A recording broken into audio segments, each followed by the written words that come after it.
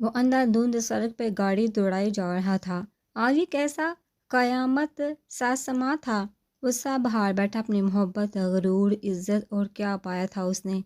نفرت، ہاں نفرت۔ ان آنکھوں میں کتنی نفرت تھی۔ اس کے لیے مزید ایک لمحہ رکتا تو اس کے سامنے گھٹنوں کے بل بیٹھ کے پھوٹ پھوٹ کے رونے لگتا، التجا کرتا کہ نہ دیکھ ان نفرت خیز آنکھوں سے، ان نظروں سے رواں رواں جل اٹھتا ہے میرا۔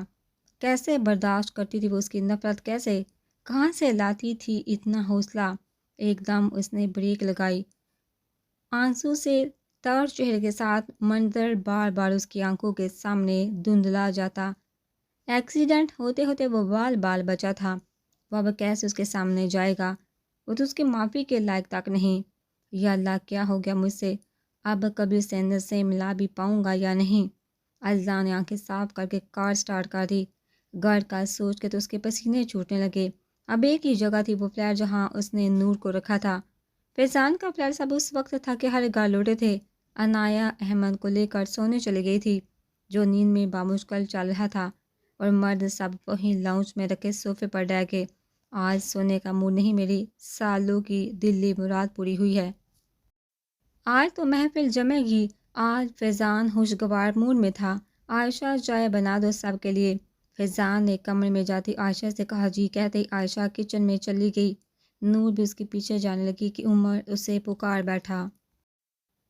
ماما، جائے نماز کہاں ہے؟ اس وقت کون سی نماز؟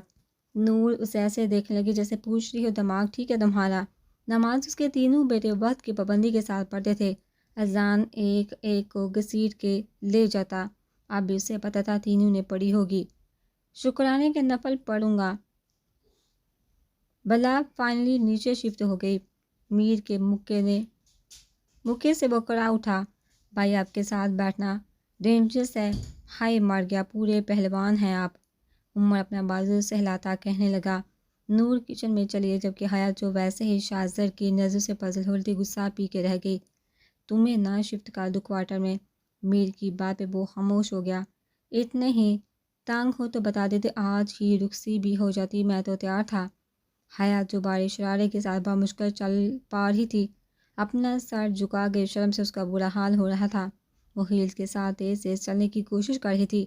ثانی جو اس کا شرارہ سنبھالی تھی، اچانک حیا کے تیز چلنے سے حیران ہو گئی، پھر اس کا سرخ چہرہ دیکھ سمجھ گئی۔ شاہزر نے اس کی تیز چلتی رفتار کو دیکھ بامشکل اپنا کہکا روکا۔ برخوردار، جب تک تمہاری عقل ٹھکانے نہیں آ جاتی رخصتی کا سوچنا بھی مت۔ آج نوکری ہے، کل نہیں ہوئی پھر۔ یہ رسک میں نہیں لے سکتا، اس لیے عقل سے کام لو اور فیملی بزنس جوائن کر لو۔ فیضان نے سنجیدگی سے کہا۔ یہ وہاں بیٹھے سب نفوس کی خواہش تھی۔ شاہزر کان باندھ کرتے بس سر ہلاتا رہا۔ فیملی بزنس جوائن کرنے کا اس کا کوئی ارادہ نہ تھا۔ کر لے گا، جلدی کیا ہے؟ اگر وہ اسے محنت کر کے ترقی کرنا چاہتا ہے تو بھلا اس میں کیا برائی ہے؟ عائشہ نے ڈش ٹیبل پر رکھتے کہا۔ حمزہ نے اٹھ کے اپنا کپ لیا۔ اس وقت اسے چائے کی شدید طلب تھی۔ بھائی، اپنا فیملی بزنس ہے تو بھلا دوسروں کی جی حضوری کرنے کا فائدہ؟ اس سے اچھا باپ کی جی حضوری کا آخرت بھی سمجھ جائے گی۔ فیضان نے چائے کا سپ لیتے کہا۔ عائشہ کمرے میں جا چکے تھے جہاں نور ابھی سب کے لیے چائے لے کر گئی۔ وہ سنوار لوں گا، شاہزر کوفت سے بڑبڑایا۔ چھوڑو یار فیضان، تم تو پیچھے ہی پڑ گئے، جب دل چاہ جوائن کر لے گا۔ باقی سب بھی اکتا گئے تھے اس فضول بحث میں۔ میر نے شاہزر کو دیکھا جس کے چہرے سے آج مسکراہٹ جا ہی نہیں رہی تھی۔ تم اس وقت جہاں؟ فیضان نے آبرو اچکا کے پوچھا۔ اس وقت رات کے 4 بجے تھے۔ اس کے سر میں شدید درد تھا۔ وہ ٹیبلٹ لے کر سویا، لیکن مسلسل بیل کی آواز سے اس کا غصہ 7ویں آسمان پر پہنچ گیا۔ اذلان اسے نظر انداز کرتا دوسرے کمرے میں آ گیا جہاں نور ٹھہری تھی۔ اذلان، کیا ہوا؟ آنکھیں سرخ کیوں ہیں؟ روئے ہو تم؟ وہ پریشان تھا، اسے پوچھ رہا تھا۔ بتاؤ، عمر سے ملنے گئے تھے؟ اذلان اکثر قبرستان جاتا تھا عمر کی قبر پہ۔ وہ چپ رہا۔ بتا رہے ہو یا بی بی جان کو کال کروں؟ اب کے فیضان کا صبر جواب دے گیا۔ فیضان، میں نے اپنے ہاتھوں سے سب ختم کر دیا، بہت تکلیف پہنچائی ہے میں نے اسے۔ غصہ آتا تھا جب وہ مجھے آگے سے جواب دیتی تھی۔ میں نے اس کے ساتھ بہت غلط کیا، وہ بہت معصوم ہے، میرے ہر ظلم کو برداشت کرتی رہی، میرے سامنے آنسو بہانے سے بھی ڈرتی رہی، ہر وقت اس کی آنکھوں میں خوف ہوتا۔ میرے لیے اب جب میں محبت کے لیے ترس رہا ہوں، وہ نفرت کرنے لگی ہے مجھ سے، وہ بڑھائی ہوئی آواز میں کہتے رو پڑا۔ فیضان کی حالت اس وقت خود خراب تھی۔ ایک اونچا چوڑا مرد اس کے سامنے رو رہا تھا جو اس کا بھائی ہے۔ میں ظالم ہوں، ظالم ہوں۔ یہی ہاتھ اٹھتے تھے اس پر۔ اذان نے جھکا سر اٹھایا اور اپنے ہاتھوں کو دیکھ کہنے لگا۔ پھر اچانک اس نے دونوں ہاتھ زور سے شیشے کی ٹیبل پہ دے مارے۔ فیضان بوکھلاتا ہوا تیر کی تیزی سے اس کی جانب بڑھا، جو اب بھی اپنے ہاتھوں کو ٹیبل پہ مار رہا تھا۔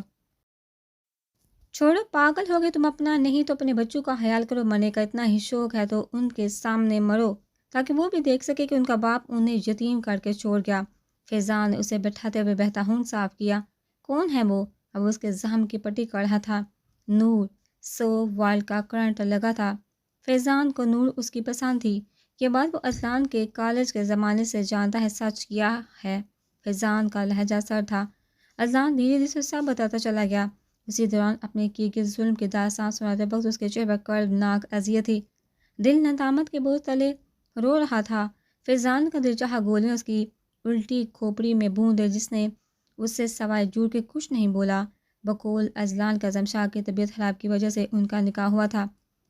اب کیسا فیل کر رہے ہو بدلے کے بعد؟ فیضان نے ایک ایک لفظ چبا کے کہا۔ اذلان شرمندہ سا بارڈوب سے شرٹ اٹھا کے واش روم میں گھس گیا۔ کافی دیر بعد وہ فریش سا فیضان کے سامنے بیٹھا تھا۔ اول نمبر کے جھوٹے ہو تم، اور مجھے بھی دیکھو، بیچاری اتنی ڈر سہمی سی رہتی تھی۔ آشا نے بھی مجھ سے کہا، لیکن میں ہر بار اس سوچ کو جھٹک دیتا۔ فیضان کا غصہ کسی طور کام نہیں ہو رہا تھا۔ اذلان جو کچھ دیر اس سوچ کو جھٹک کے بیٹھا تھا، اب پھر وہ نفرت بھری آنکھیں یاد آ گئی۔ اسے نور کے سامنے جانے سے ڈر لگ رہا تھا، کہیں وہ کچھ ایسا نہ مانگ لے جس سے وہ ساری زندگی پچھتاوے اور تنہائی کی آگ میں جلتا رہے۔ کافی دیر بعد اسے احساس ہوا کہ فیضان اسی کو دیکھ رہا ہے۔ تم یہاں کیا کر رہے ہو؟ اذلان نے فیضان سے پوچھا، جو اسے سوال پہ سر تھام کے بیٹھ گیا۔ یار، کانٹریکٹ چلا گیا، تمہاری کمپنی کا وہ پیسے واپس مانگ رہے ہیں۔ فیضان کے چہرے کے زاویے مزید بگڑ کے یاد کر کے، تو دے دو، ویسے بھی کون سا نقصان بتا رہا ہوں میں، تو سب کچھ گوا بیٹھا ہے۔ اذلان ہون کاٹنے لگا، آنسو ضبط کرنے کے لیے۔ یہی حرکت نور بھی کرتی تھی اور وہ کتنا بگڑتا تھا اس پہ۔ پیسوں کے بعد ہی وہ تو لوٹا دیے، تمہاری ڈیزائنز ان کے پاس ہیں۔ چھوڑو، مجھے فرق نہیں پڑتا۔ اذلان نے اپنی آنکھیں بستی جن میں شدید جلن ہو رہی تھی۔ اذلان، ہم لاہور شفٹ ہو جائیں، میں روز روز یہاں نہیں آ سکتا، ہم وہاں بزنس سٹارٹ کر لیں گے، اسی نام سے اتنا خاص فرق نہیں پڑے گا۔ بہت مشکل ہر ہفتے یہاں آنا، اوپر سے بچے، کئی دن آشا کو منانے میں لگ جاتے ہیں، اور اس حالت میں آشا کو میری ضرورت ہے۔ میں 1 ماہ تک چکر نہیں لگاؤں گا، تم ہینڈل کر لینا، لیکن کل میں آفس آ جاؤں گا۔ فیضان اپنی دھن میں بول رہا تھا کہ اس کی نظر اذلان پہ پڑی، جو بیڈ کی پشت سے ٹیک لگائے ہوئے تھا، لیکن وہ بے بس تھا، اس کا آنسو بے اختیار نہ تھا۔ تم صحیح کہہ رہے، مجھے بھی اس شہر سے وحشت ہونے لگی ہے، ہم جلد از جلد وائنڈ اپ کر کے لاہور شفٹ ہو جائیں گے، باقی میں سنبھالوں گا، تم بس کل چلے جانا، میری ہمت نہیں، کل مجھے اہم کام نپٹانے ہے، پلیز اب میں اکیلا رہنا چاہتا ہوں۔ فیضان اس کا کندھا تھپا کے کمرے میں آ گیا۔ سونے سے پہلے اس نے فون چیک کیا، بی بی جان کے یہاں سے 20 مس کال تھی۔ اس نے فوراً انہیں کال کر کے اذلان کی خیریت کی اطلاع دی۔ وہ گہری نیند سو رہی تھی جب کسی کے مسلسل بولنے کی آواز سے اٹھ بیٹھی۔ سامنے LCD چل رہا تھا اور شاذر بیٹھا مزے سے دیکھ رہا تھا۔ حیا کو اٹھتے دیکھا لبوں کو مسکراہٹ چھو گئی۔ کتنا سوتی ہو، کب سے اٹھا رہا ہوں یار۔ حیا حیرانگی سے اسے دیکھ رہی تھی جیسے کوئی پرواہ ہی نہ تھی۔ آپ اتنی رات کو یہاں، اگر کوئی آ گیا تو؟ حیا جھٹکے سے کھڑی ہوگی، اسے ڈر تھا کوئی آ نہ جائے، میرے آنے سے پرابلم ہے یا کسی کے دیکھنے سے، کہتے ساتھ وہ اٹھ کے جیب میں ہاتھ ڈالے حیا کی طرف بڑھا۔ کوئی آ گیا تو کیا سوچے گا؟ جیسے جیسے شاذر کے قدم اس کی طرف بڑھے تھے، اس کے دل کی دھڑکن مزید تیز ہونے لگی۔ کیا سوچے گا کیا؟ میں اپنی بیوی سے مل نہیں سکتا؟ آپ کیوں آئے ہیں؟ اب تو میں نے کچھ نہیں کیا۔ اس کی حالت غیر ہونے لگی، وہ بالکل اس کے قریب تھا اور شاذر کی گرم سانسیں وہ اپنے چہرے پہ محسوس کر رہی تھی۔ کچھ نہیں کیا؟ میری نیند اڑا کر کہہ رہی ہے کچھ نہیں کیا؟ تمہیں دیکھنے کے بعد خود پہ اختیار نہ رہا، دل چاہ رہا تھا اسی وقت تمہیں رخصت کر کے اپنے ساتھ لے جاؤں، مگر یہ ظالم دنیا۔ شاذر نے اس کے گلابی ہونٹوں پہ انگلی پھیرتے ہوئے کہا۔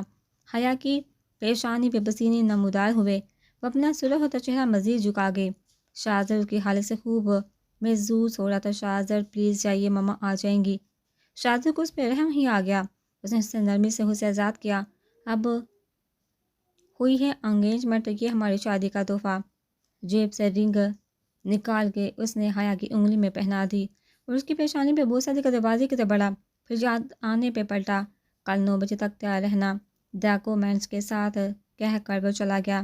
حیا اپنی بے ترتیب دھڑکنوں کو سنبھالے سونے کی کوشش کرنے لگی، نیند اب اس کی آنکھوں سے کوسوں دور تھی۔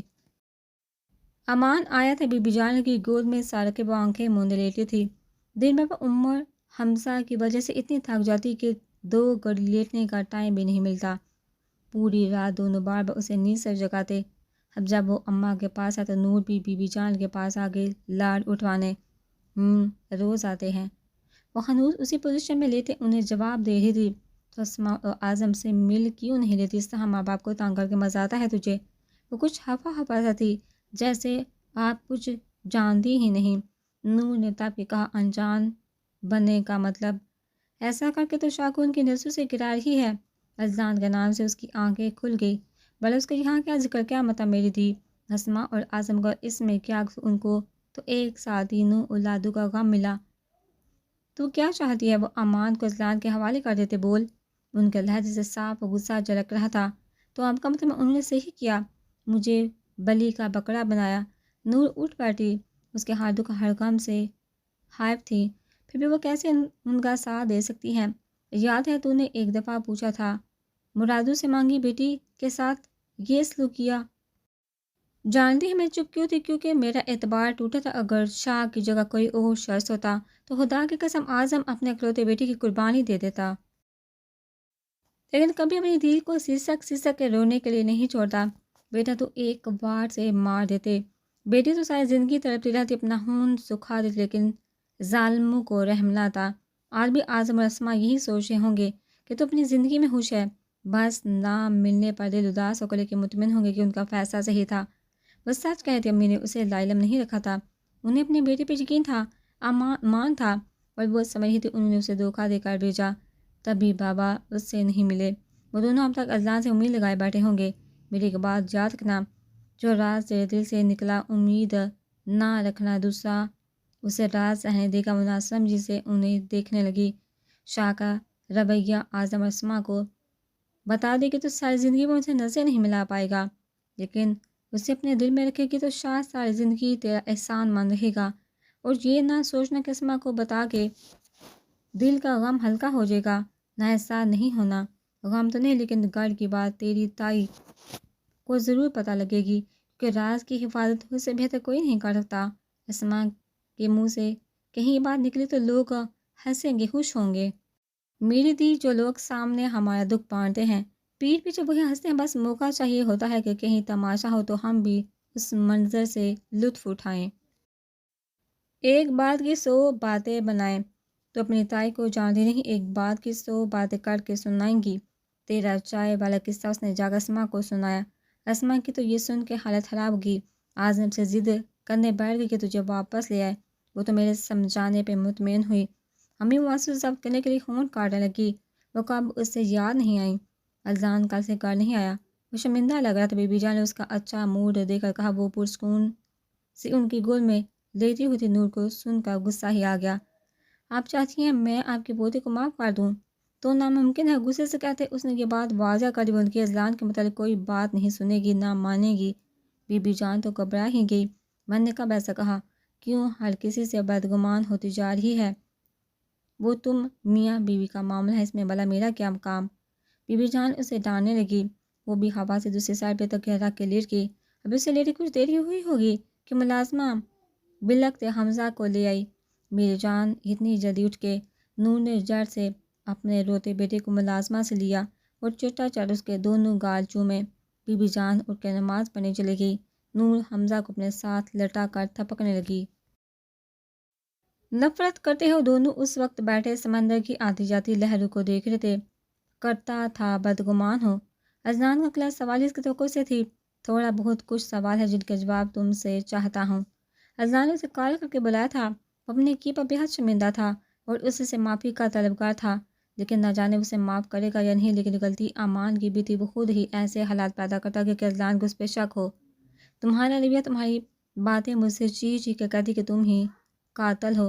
کیوں اتنی نفرت کرتے تھے؟ میری دوستی کو جھٹلاتے تھے۔ نفرت نہیں، غصہ آتا تھا تم پہ۔ ہم ایک ہی اسکول میں تھے، ایک ہی کلاس میں۔ جب تمہاری فرسٹ پوزیشن آتی اور میری تھرڈ، تو ہمیشہ مجھے ڈانٹ پڑتی۔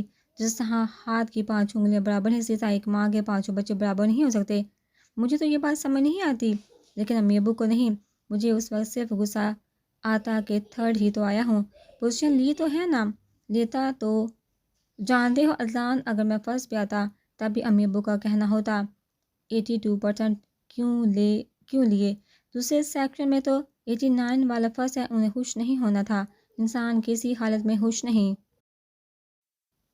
اور جب مجھے پتہ لگا تم میرے سگے بھائی نہیں، تب مجھے تم سے نفرت ہوئی۔ اور کمپیئر کرنے کی اصل وجہ معلوم، وہ چاہتے تھے جس طرح ان کا بھتیجا ہمیشہ فرسٹ آتا ہے، اسی طرح ان کا بیٹا بھی آئے۔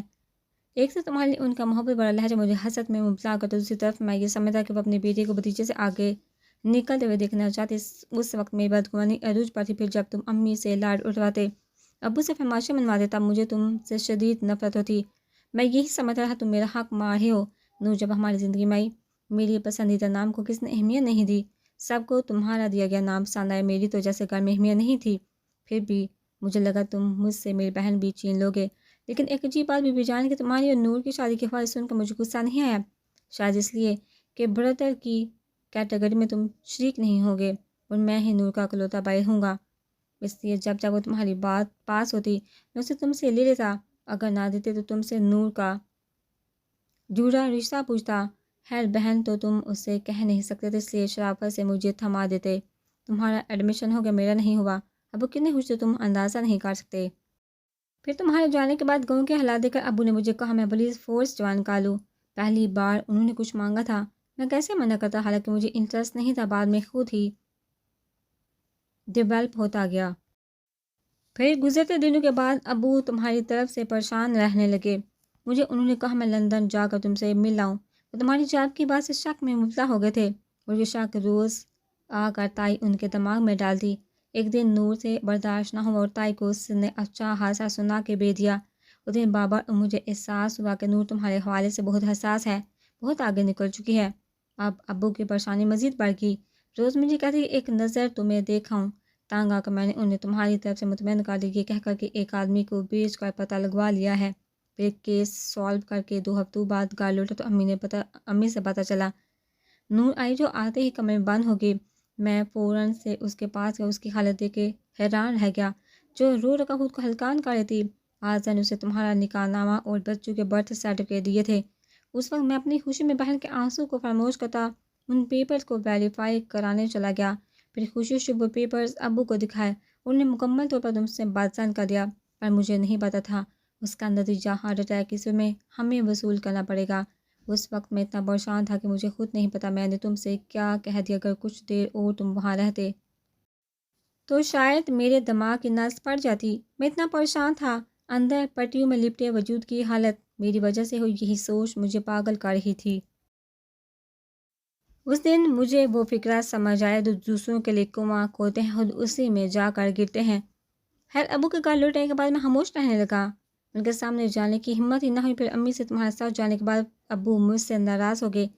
ایک وہ پریشانی آج در روز نور کی جونی جانے لگا۔ میں اسے وارن کرتا رہا لیکن اس پہ کوئی اثر نہیں ہوا۔ انہی دن عمر اور ماہا نور کا قتل ہوا۔ ابو نے مجھے فون کر کہا میں کچھ دن فیضان بھائی کے پاس چلا جاؤ، وہی میرے لیے سیف جگہ ہے۔ اذلان بری طرح چونکا، جسے وہ پوری دنیا میں ڈھونڈتا پھر رہا تھا، وہ اس کے پاس ہی تھا۔ مجھے غصہ آیا تھا کہ تم مجھ پہ شک کرے، پھر اپنے الفاظ یاد آتے تو صبر کر جاتا۔ تم نے کافی دفعہ میری طرف دوستی کا حل بڑھایا اور ہر بار میں نے جھٹکا۔ اس وقت مجھے اپنے بچگانہ رویے پہ غصہ آیا۔ میرے پیچھے ابو نے نور کو شادی کر دی، یہ بات مجھے کافی ماہ بعد پتہ چلی اور میرا دل چاہتا تھا کہ تمہارا سر پھوڑ دوں۔ اس کے لہجے سے غصہ جھلک رہا تھا۔ تمہیں کیسے پتہ لگا کہ آذر ہونی ہے؟ لاسٹ کال ماہا گوسی کی آئی تھی۔ زوار کا کیس ہمارے ڈپارٹمنٹ کے ایک افسر کے پاس آ، انہیں سے پتہ چلا وہ ایک خونی ہے۔ غریبوں کو مشکل وقت میں پیسے دے کر ان سے دگنا وصول کرتا، جب وہ اس کی بڑی رقم ادا نہیں کر پاتے تو بیچارے خون سے رنگ جاتے۔ اس شتم نے بہنوئی کو قتل کر دیا، اپنے ہی معصوم بانسو کو نشے کا عادی بنا دیا، تو وہ عمر کو کیسے چھوڑ دیتا؟ عمر کے ذکر پہ اذان کو اپنی آنکھیں جلتی ہوئی محسوس ہوئیں۔ ماما پلیز معاف کر دے میرے بابا کو، انہوں نے بہت سزا کاٹ لی اپنے جرم کی۔ وہ نور کو بیڈ پہ بٹھا کے اس کے سامنے گھٹنوں کے بل بیٹھا التجا کر رہا تھا۔ آج پھر وہ اس کے سامنے بکھر گئی۔ میر نے اسے رونے سے روکا نہیں۔ میر میں معاف کر چکی ہوں، پر نہ جانے کیوں اعتراف کرنے سے ڈر لگ رہا ہے۔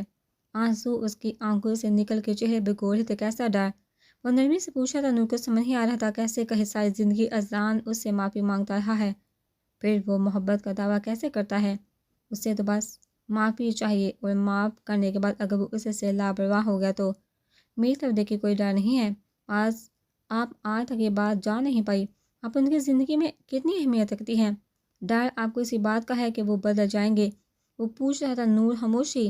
انہوں نے اتنے سالوں میں آپ کو یہی تو یقین دلایا کہ ہر نور ماما ان کی زندگی میں کوئی اہمیت نہیں رکھتی۔ اب آج تک غلط فہمی یہ ہے کہ انہیں صرف گلٹ ہے، یہ سچ نہیں۔ کبھی ان کی آنکھیں پڑے تو فخر کریں گی اپنی محبت پہ، خود پہ۔ وہ نرمی سے سمجھا رہا تھا۔ نور کو اس کی ہر بات ماننی ہی پڑی۔ وہ سچ کہہ رہا تھا۔ اللہ نے اسے آدھی زندگی میں یقین دلاتے ہوئے گزاری۔ پلیز ماما معاف کرے، انہیں آج کل ان کا بی پی بھی کنٹرول میں نہیں۔ ان کی حالت دن بدن گرتی جا رہی ہے، باہر سے جتنے وہ تندرست دکھتے اندر ہی اندر کمزور ہوتے جا رہے ہیں۔ ایک دن آپ کے کہنے پہ میں نے کسی کا دل توڑنے سے روکا تھا۔ آج آپ کی باری ہے۔ اس دن میں نے آپ کی مانی تھی، آج آپ کو میری مانی پڑے گی۔ نور نے بھرپور مسکراہٹ کے ساتھ سارا اس بات میں ہلایا۔ یہی دیکھ لیں آج تک وہ آپ کے لیے بالوں کو کلر کرتے ہیں کہ کہیں آپ کے سامنے برے نہ لگے۔ وہ روتے ہوئے ہنسی اور اس کو زور سے منہ کر جڑا۔